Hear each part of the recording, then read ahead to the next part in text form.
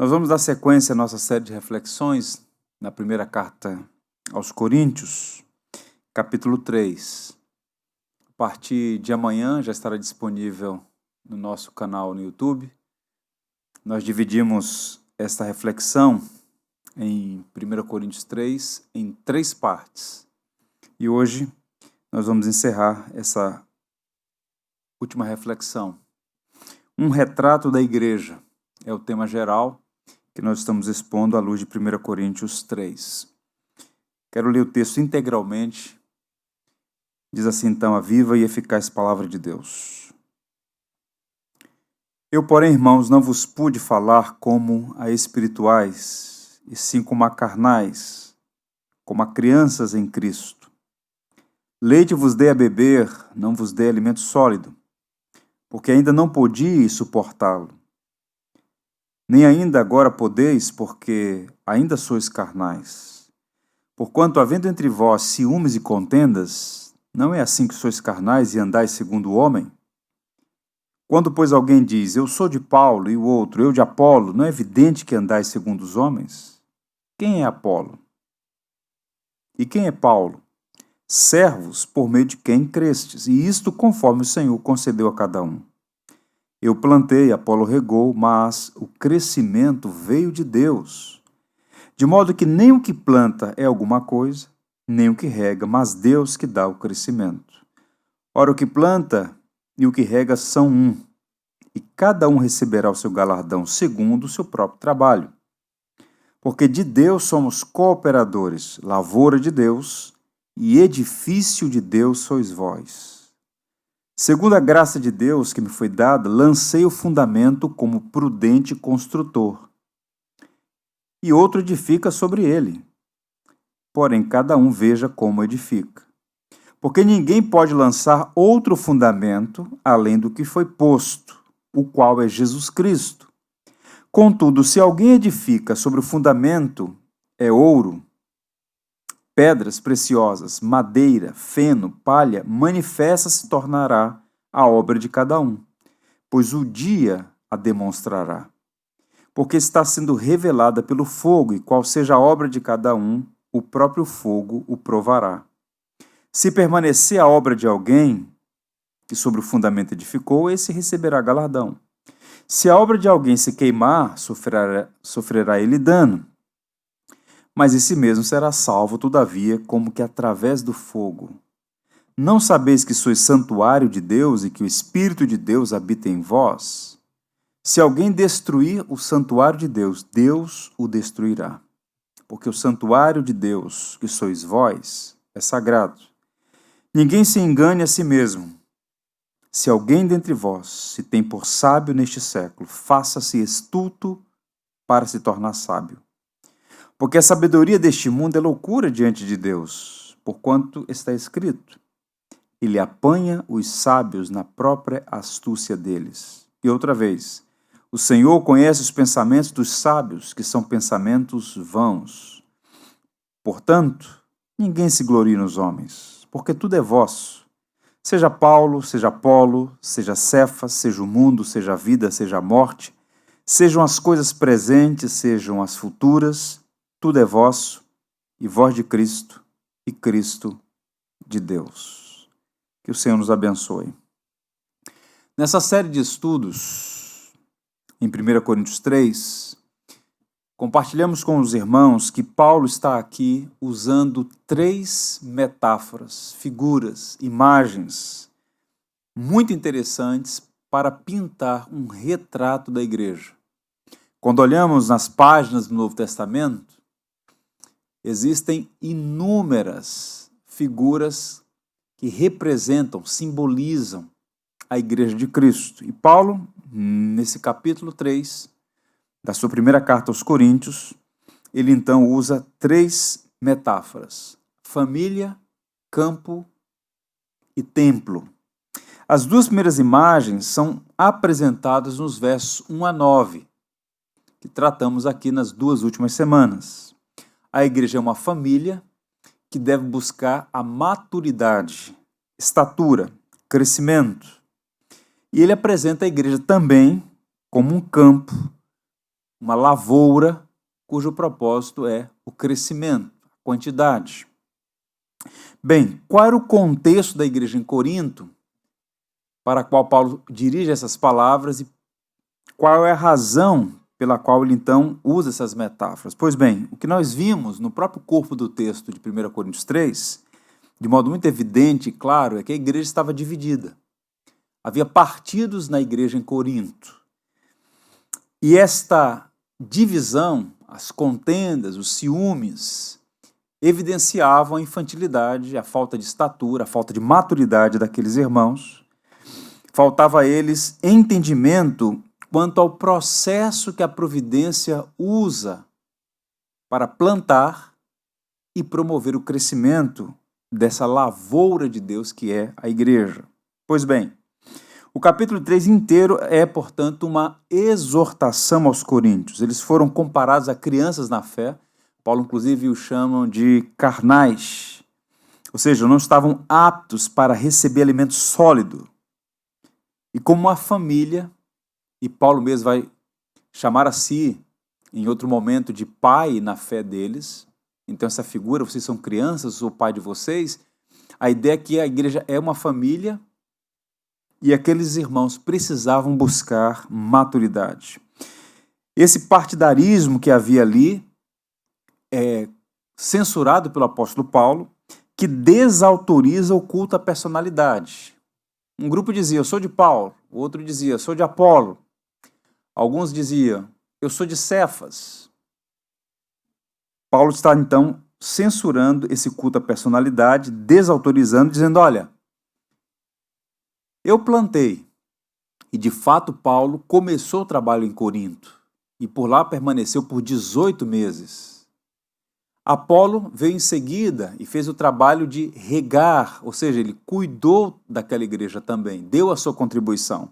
Mas Paulo está dizendo, olha, não faz sentido esses partidarismos, porque, embora eu tenha plantado e outro tenha regado, o crescimento vem de Deus. Paulo, em toda a passagem, está tributando a Deus e a Deus somente a glória, como vai ficar evidente na última parte que leremos mais à frente. Paulo vai dizer, inclusive, que ele e Apolo eram servos, diáconos, servidores, é a palavra aqui, que fizeram um excelente trabalho, mas o crescimento vem de Deus.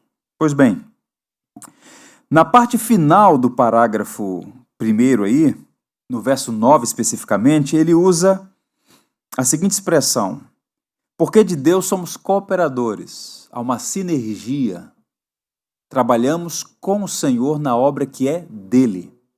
E aí ele então mescla as duas últimas figuras, lavoura de Deus e edifício de Deus sois vós. Tratamos a figura da igreja como família, como lavoura, campo, e hoje vamos pensar nesse templo de Deus, edifício de Deus sois vós.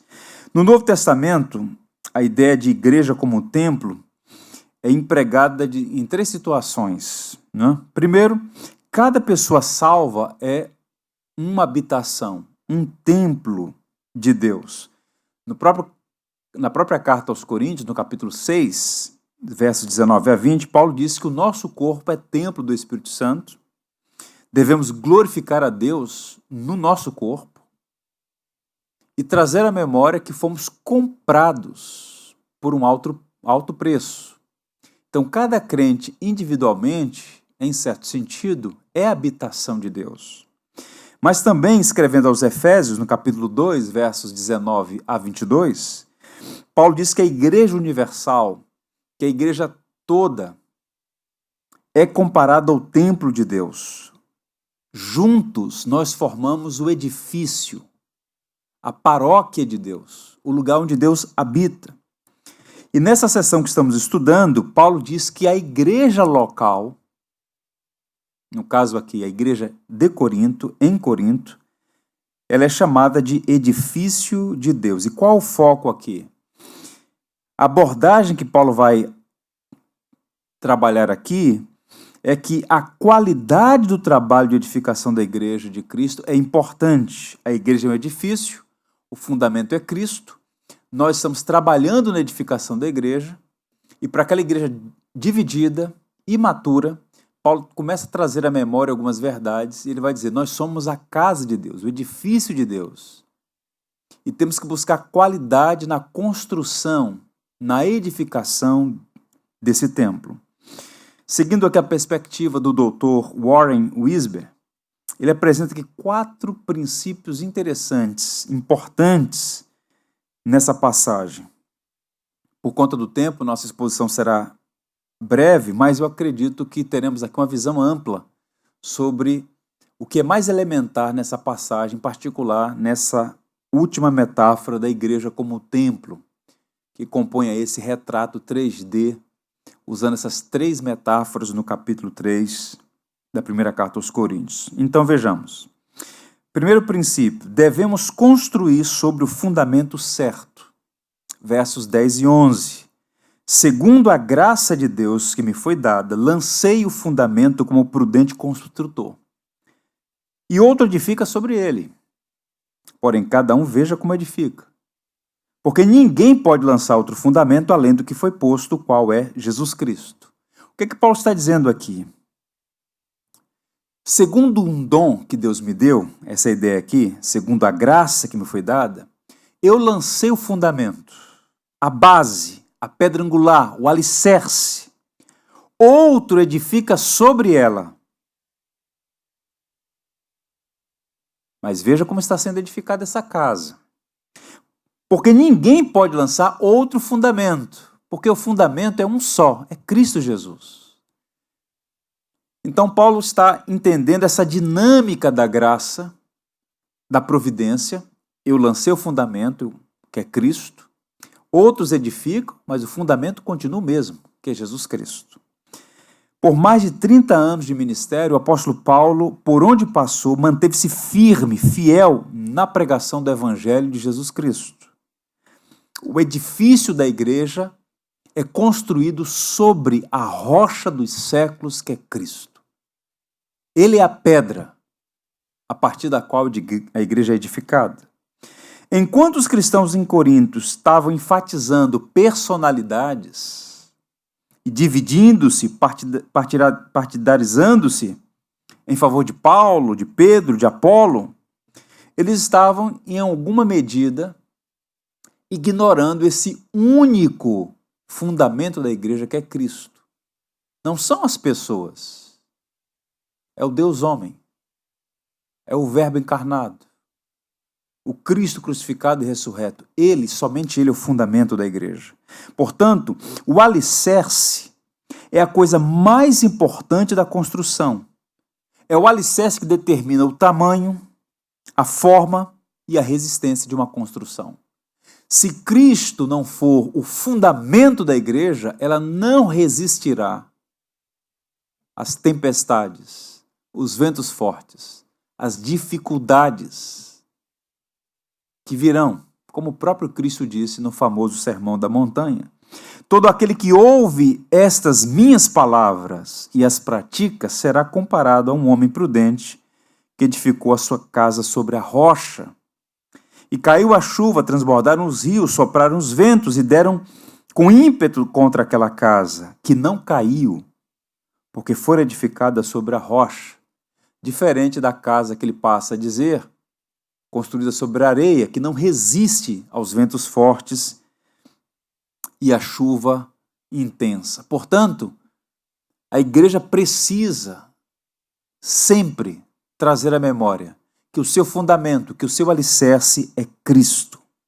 Quando eu olho a realidade brasileira, todo esforço para aumentar o tamanho e ornamentar uma casa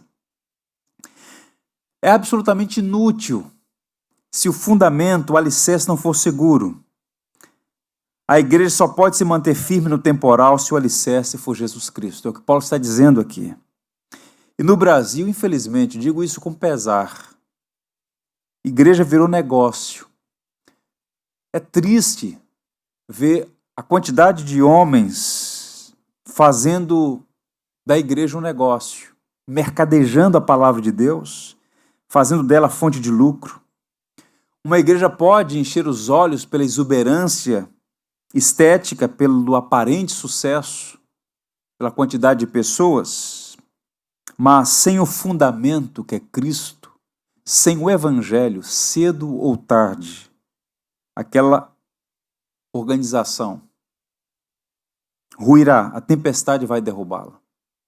Mas a Igreja de Cristo, fundamentada na rocha que é Jesus Cristo, ela permanecerá. Portanto, Paulo está trazendo a memória dos coríntios. Eu coloquei o fundamento que não pode ser trocado. O alicerce da igreja é Cristo. Segundo, devemos construir com o material certo. Os versos 12 a 17 vão apontar nessa direção. Contudo, se o que alguém edifica sobre o fundamento é ouro, prata, pedras preciosas, madeira, feno, palha, manifesta se tornará a obra de cada um, pois o dia demonstrará, porque está sendo revelada pelo fogo, e cada qual seja a obra de cada um, o próprio fogo o provará. E ele então segue fazendo aqui a sua argumentação. Esse texto, em particular aí os versos 12 a 17, precisam ser lidos com muito cuidado para a gente não incorrer em alguns erros. É uma passagem profunda, de alta densidade, que tem que ser examinada com cuidado, interpretada à luz do todo. E aqui pelo menos duas coisas que eu queria destacar. Paulo não está ensinando salvação pelas obras. O que ele está a fazer aqui é advertindo os irmãos, os construtores, a avaliar o tipo de material que está sendo usado na construção. Ele lança a mão aqui de 6 tipos de material, que a gente vai falar. Mas em nenhum momento, observe, Paulo levanta suspeita quanto à autenticidade da fé daquelas pessoas. Ele considera os cristãos em Corinto seus irmãos. Eram imaturos, mas eram irmãos. Foram salvos pela graça e chamados para edificar a igreja, com seus dons e talentos. O trabalho de cada um será avaliado, será exposto no dia. Paulo usa essa expressão aqui, no dia. Isto é, nossas obras serão testadas pelo fogo. Madeira, feno e palha não resistirão o fogo, mas a pessoa será salva. Segundo elemento aqui, Paulo não advoga a salvação por méritos, mas ele está ensinando aqui que Deus recompensará os que edificarem a igreja com materiais nobres. Ouro, prata, pedras preciosas. Se permanecer a obra de alguém que sobre o fundamento edificou, este receberá galardão. A salvação é pela graça somente. Mas o que Paulo está ensinando aqui é sobre a necessidade da liderança, sobretudo a liderança, e cada cristão também buscar edificar a igreja com materiais nobres, que uma vez testados pelo fogo, resistirão. Isso tem algumas implicações. Paulo usa aqui 2 tipos opostos de materiais, como podemos ver. Ouro, prata e pedras preciosas em contraste com madeira, feno e palha. Os primeiros materiais listados aqui são belos, valiosos, difíceis de obter. Madeira, feno e palha, passageiros, comuns, baratos, fáceis de obter. Qual é a pretensão de Paulo aqui? Paulo está conectando a ideia de templo ao Antigo Testamento. Esses recursos mostravam então aqui a santidade, a habitação de Deus na vida do seu povo e a necessidade da igreja hoje edificar-se através da sólida palavra de Deus. Não é com madeira, feno e palha que não resistirão ao fogo, ao teste da provação no grande dia, mas com aquilo que é nobre, resistível, duradouro, eterno. Observe que a palavra é alimento para a família, é semente para a lavoura e é material de construção para o templo. Muitos comentaristas estão sugerindo que Paulo está fazendo aqui uma referência à palavra de Deus. A palavra é comparada a isso que é nobre, é ouro, é prata, é uma pedra preciosa. Não é palha, não é feno. Não é uma madeira que entra em decomposição. E aí observe que o D. White Moody, um grande evangelista do passado, dizia que os convertidos precisam ser testados e a sua fé autenticada. E isso acontece quando não apenas são contados, mas também pesados. Em outras palavras, não é apenas a quantidade, mas a qualidade da edificação. E esse processo, que pesa sobretudo sobre a liderança, os pastores, mestres, é grande. Porque observe, a madeira velha, a palha, o feno pode ser encontrado na superfície. A ideia aqui é de uma coisa de fácil obtenção. Mas o ouro, a prata, pedras preciosas demandam tempo, esforço e diligência. Em outras palavras, para edificar a igreja com material nobre, ou seja, com a palavra viva e verdadeira, a diligência daquele que prega, daquele que ensina, deve estar presente. Repito, demanda esforço e trabalho. Portanto, somos parte do mesmo corpo, membros da mesma igreja, pedras vivas nesse edifício que Deus está construindo. Os pastores têm uma grande responsabilidade no processo de edificação, porque receberam dons e exercem o magistério da palavra, mas todos somos responsáveis em buscar a edificação da igreja. E o instrumento adequado para edificar a igreja, para que ela tenha saúde, qualidade, é a palavra de Deus, que é de fato ouro, prata e pedra preciosa. Um terceiro princípio, devemos construir a partir de um projeto correto. Verso 18 a 20. Ninguém se engane a si mesmo. Se alguém dentre vós se ter por sábio neste século, faça-se astuto para se tornar sábio. Porque a sabedoria deste mundo é loucura diante de Deus, porquanto está escrito, ele apanha os sábios na própria astúcia deles. E outra vez, o Senhor conhece os pensamentos dos sábios, que são pensamentos vãos. Paulo retoma aqui a temática da sabedoria de Deus versus a sabedoria humana.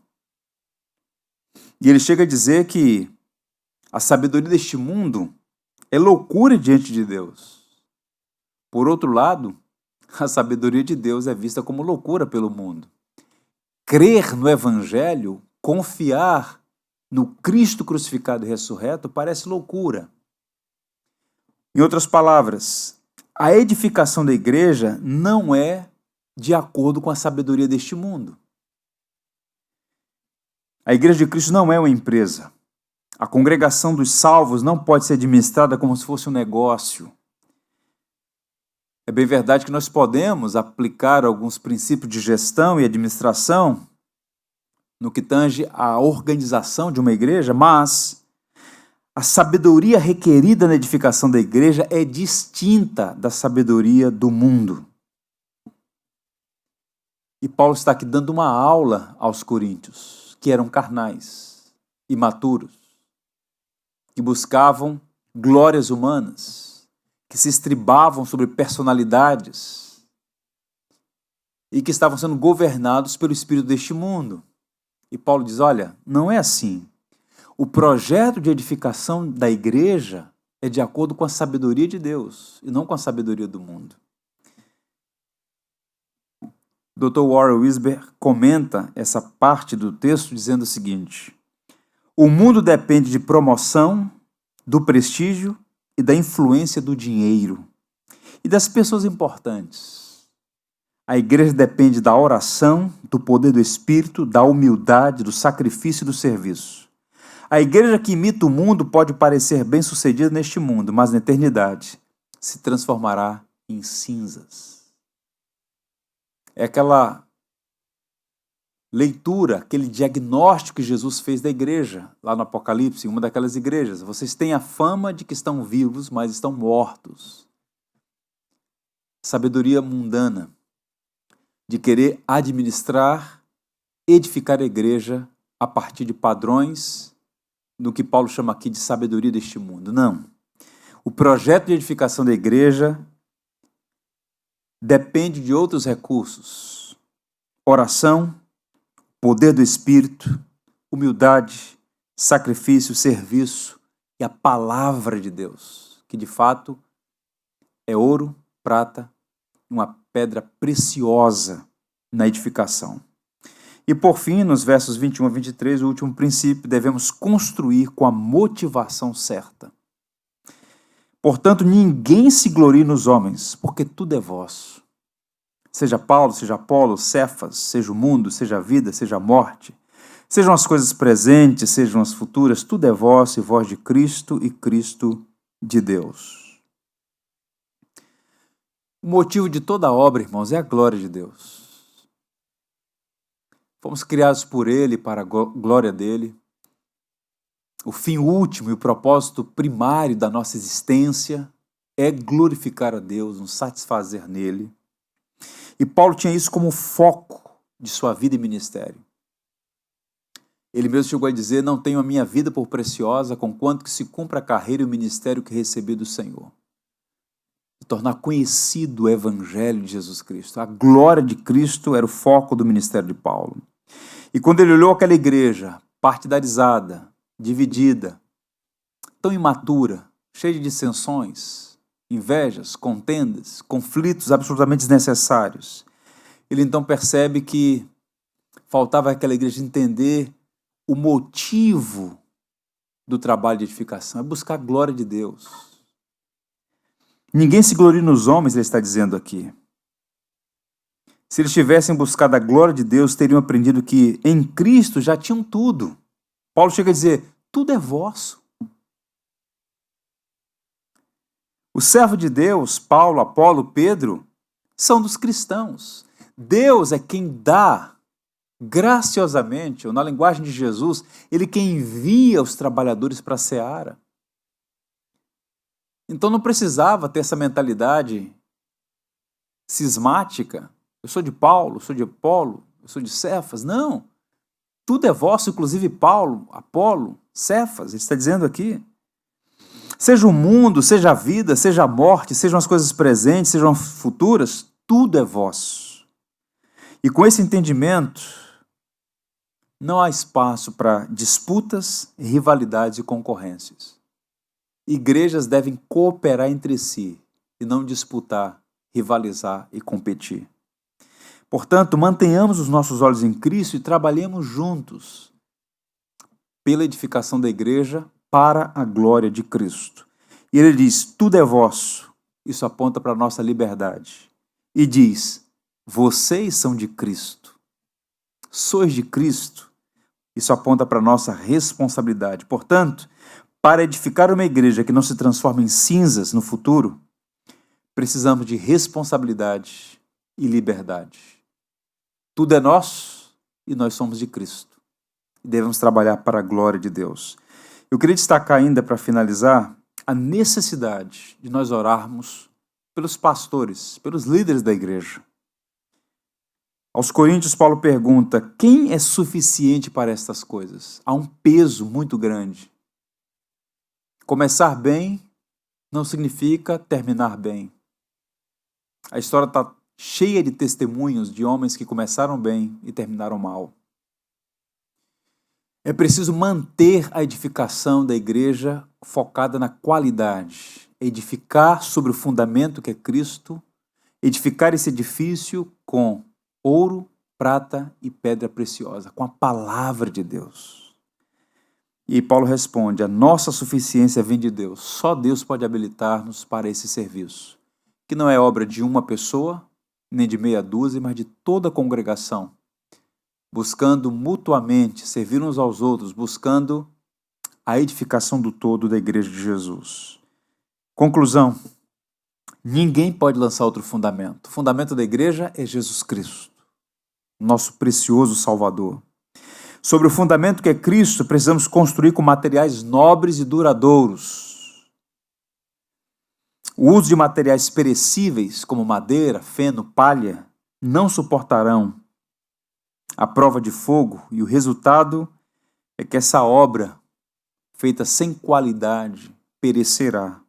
Portanto, que na edificação da Igreja de Jesus haja diligente serviço, usando os recursos necessários e prescritos na própria Escritura, para que tenhamos uma edificação de qualidade. Encerrando essa série, lembremos sempre que a igreja é uma família que busca maturidade. Precisamos crescer. Se há na sua vida sinais, evidências de infantilidade, peça a Deus que você cresça, a fim de que tenha condições de se alimentar com o que é sólido, para continuar crescendo na sua fé.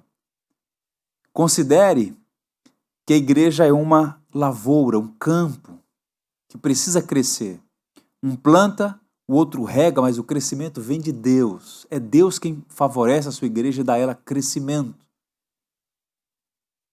E precisamos edificar com qualidade. A igreja é um templo que precisa crescer com qualidade. Precisa ser edificada com a palavra viva de Deus, aqui comparada a ouro, prata e pedras preciosas. Que o Senhor nos abençoe, que possamos refletir sobre a nossa responsabilidade nesse processo. Somos abençoados por ser membros da Igreja de Jesus Cristo e temos também responsabilidades. Que o Senhor nos ajude em nossa jornada. Nós vamos orar mais uma vez e eu desejo aos irmãos todos o restante de semana abençoados por Deus, para que em tudo possamos viver de acordo com o Evangelho. Senhor, nós te louvamos por sua igreja comprada pelo sangue de Jesus.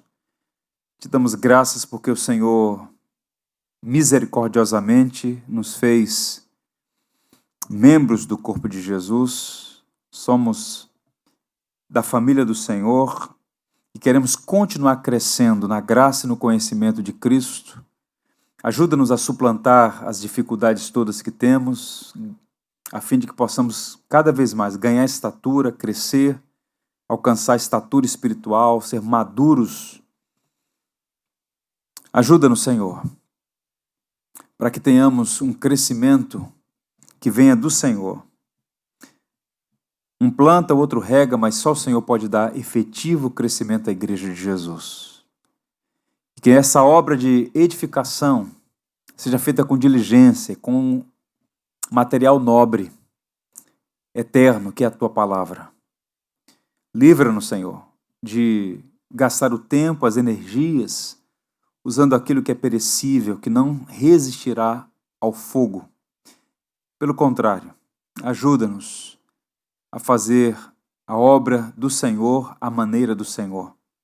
E que toda a glória seja dada a Ti e a Ti somente. Porque só o Senhor é digno, porque o Senhor nos criou e nos redimiu para si. Oramos agradecidos em nome de Cristo, nosso castelo forte. Que o Senhor os abençoe. Por tudo que tens feito, por tudo que vais fazer, por tuas promessas e tudo que és, eu quero te agradecer com todo o meu ser. Te agradeço, meu Senhor. Te agradeço, meu Senhor. Te agradeço por me libertar e salvar, por ter morrido em meu lugar. Te agradeço, Jesus, te agradeço. Eu te agradeço, te agradeço por tudo que tens feito, por tudo vais fazer, por tuas promessas e tudo que és. Eu quero te agradecer com todo o meu ser. E aí? Te agradeço, meu Senhor. Te agradeço.